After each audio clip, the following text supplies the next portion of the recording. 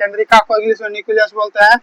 केंद्रिका, केंद्रक द्रव में एक छोटी संरचना होती है। केंद्रक द्रव में क्या, एक छोटी संरचना होती है जिसे केंद्रिका कहते हैं। केंद्रक द्रव में जो है, केंद्रक द्रव में,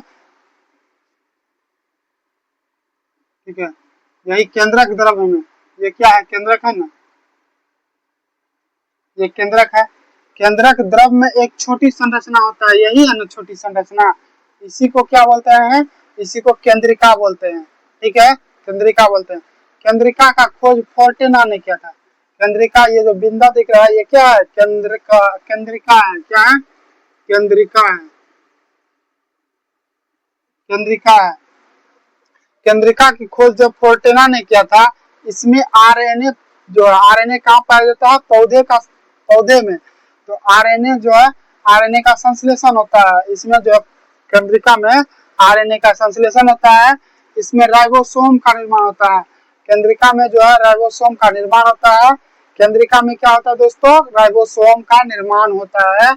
राइबोसोम का निर्माण होता है, राइबोसोम का निर्माण होता है। केंद्रिका कोशिका में जो है, केंद्रिका में जो है कोशिका विभाजन के समय, केंद्रिका में जो है, केंद्रिका, इसी केंद्रिका में कोशिका का जब विभाजन होता है तो केंद्रक को सहायता प्रदान मिलता है। किसको, केंद्रक को सहायता प्रदान होता है। जब इस केंद्रिका में जो कोशिका जब विभाजन होगा ना, तो केंद्रक को क्या मिलेगा, सहायता प्रदान मिलेगा, सहायता प्रदान मिलेगा। कोशिका के भीतर होने वाले समस्त गतिविधियों का नियंत्रण केंद्रक करता है।